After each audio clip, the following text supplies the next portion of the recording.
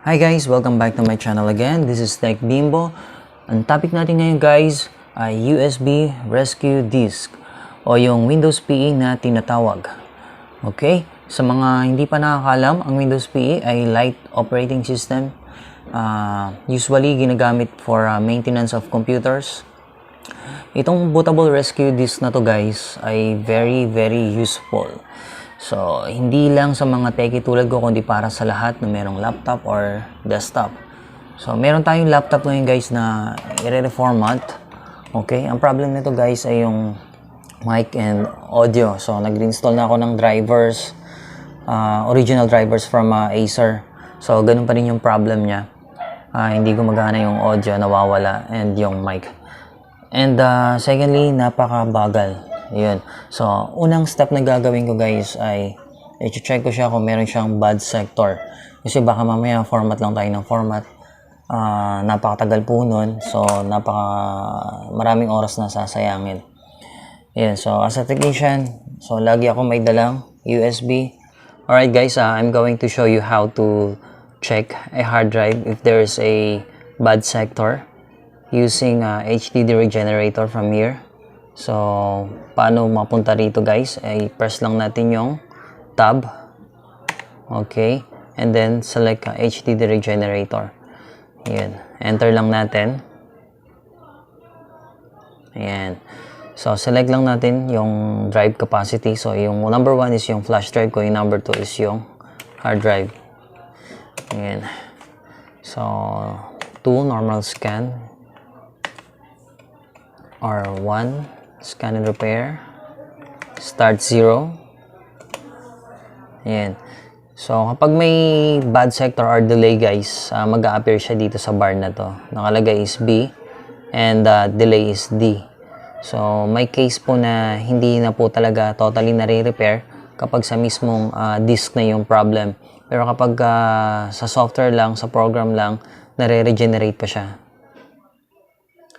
Ayan. So, ganun lang po ka-simple guys mag-check ng bad sector.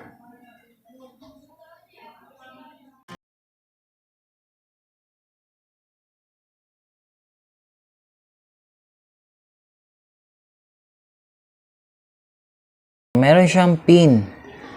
Meron siyang password. So, meron akong iba-backup dito guys na files. So, hindi ko na naitanong sa client pala.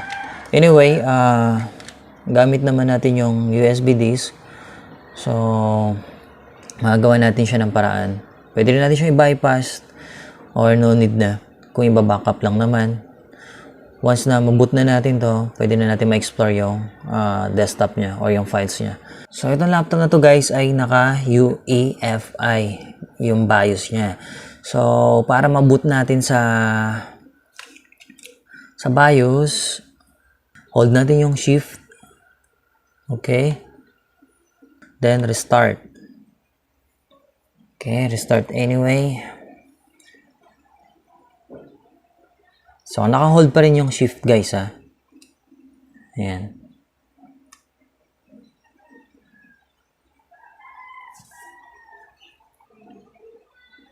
Ayan. Once na nandito kayo sa option, punta lang kayo ng troubleshoot, advanced, UEFI firmware settings.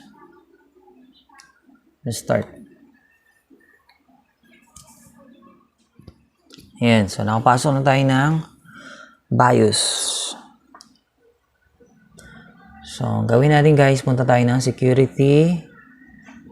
So, sa mga hindi pa naka-encounter na ito guys, yan, kung makikita nyo, hindi natin mapalitan yung option dito, yung boot mode nya. Yan. So, unang gagawin nyo guys, gagawa kayo ng administrator or supervisor password. Sorry. Enter nyo lang 1, 2, 3, 4. Yung madali nyo lang matandaan.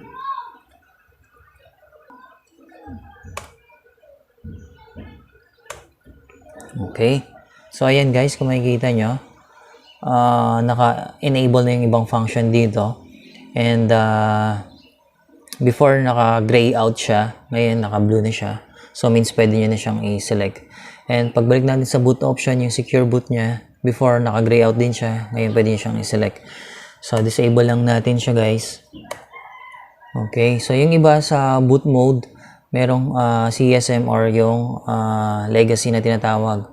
So sa main menu, enable natin yung F12 para madali natin maboot sa other device. Then yung fast boot, ayan, disable nyo rin po yan. Save changes and exit.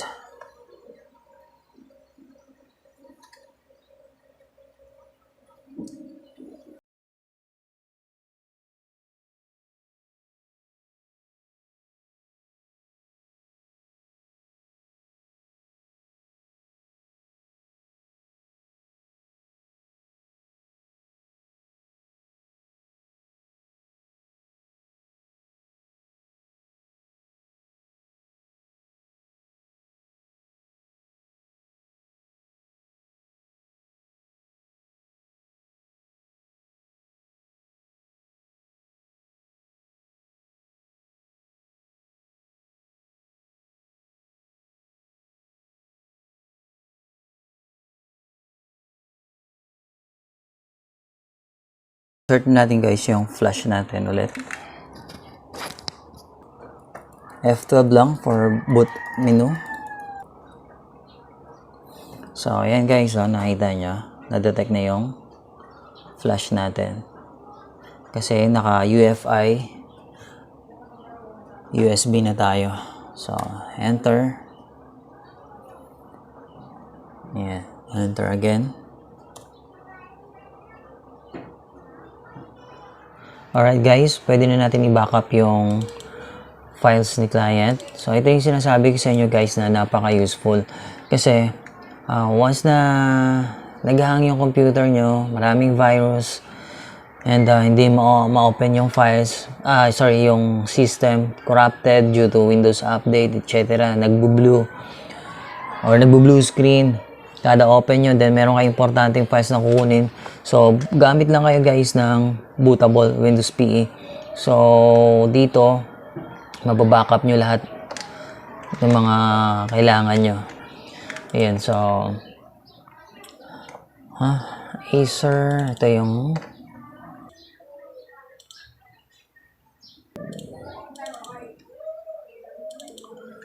ayan, so ito yung mga files niya.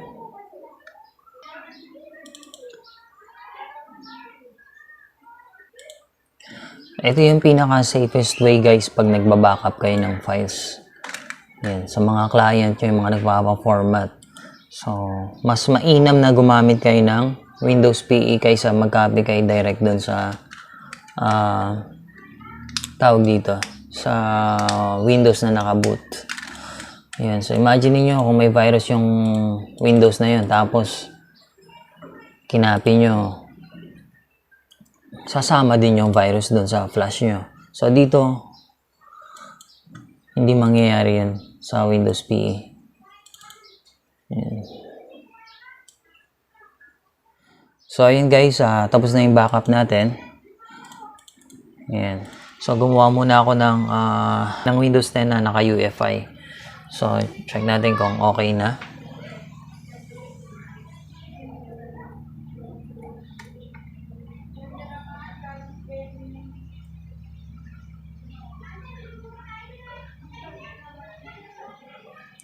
Ayan, so okay na siya.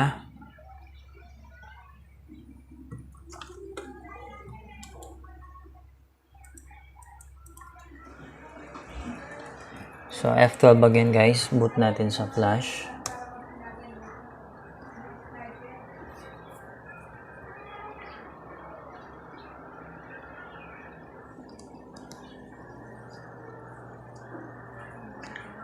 Number 1.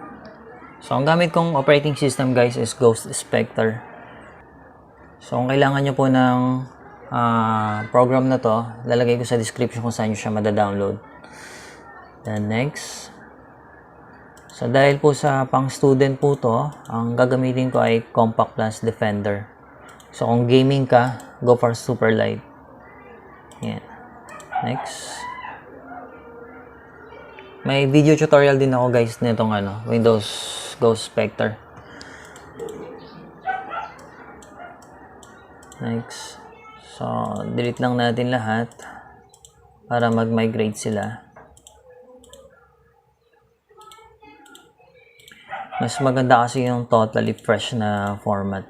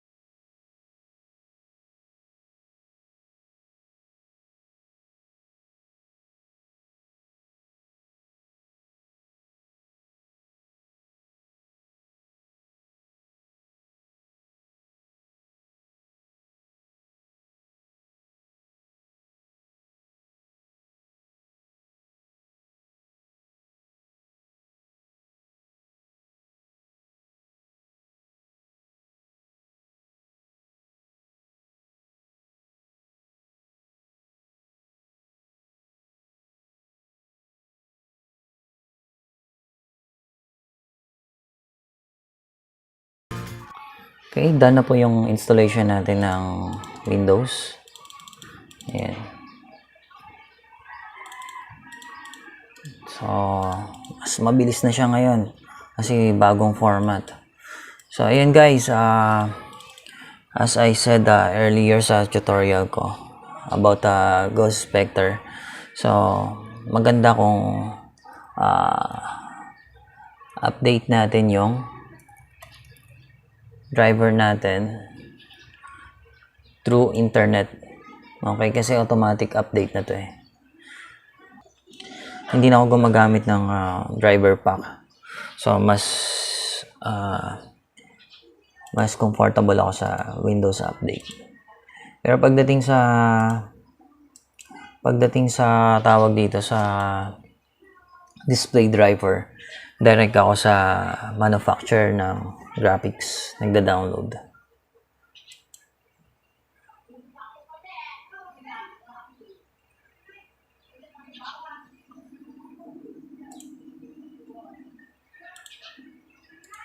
Yan. Yung mga na-exclamation point means wala pa siyang driver na naka-install. So, after guys na ma-install nyo lahat ng drivers, okay, please off nyo na yung Windows Update. Kasi magiging cost lang ng bloated yan. So, nakikita nyo ba yung nagbo-blue siya? Tapos katagal mag-restart. Sabi niya, patapusin nyo muna yung update. Huwag nyo i-off yung laptop nyo or PC nyo. Wait for that bago matapos. So, stop nyo guys. Stop nyo yung update. So, paano yung stop yun? Punta lang kayo sa services. .msc.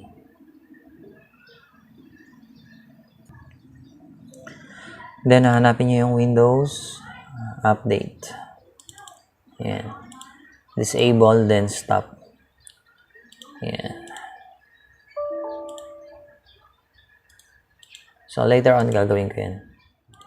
So, ayun guys, done na po yung installation ng program natin. And yung graphics driver, nandito na rin. So, kung makikita nyo guys, hindi ako masyado nag-install ng mga kung ano-anong application. So, depende na lang sa request ni customer. Ayan. So, yan lang. Yan lang yung mga nilalagay ko. And sa antivirus, yung ginamit ko lang is yung Defender. So, kung kailangan talaga, ang nilalagay ko is yung Kaspersky Cloud. So, meron ako niyan sa YouTube tutorial. Very light version na yun na antivirus. Very effective din po. Yan. So, next na topic natin guys is paano mag-ayos ng hinge. Ayan. So, makikita nyo guys, durug-durug na yung ito yung screws niya. Durug-durug na yung nagkakabitan ng So, ayan po.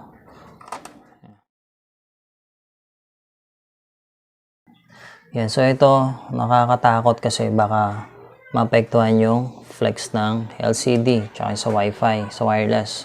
So, same model lang siya nung Acer na ginagawa natin, na finormat natin. So, ayan siya guys. Oh. Ayan. So, please stay tuned guys for our next video. How to repair the hinge, how to fix. So, that's all for today.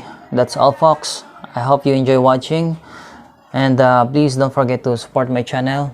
Thank you and God bless.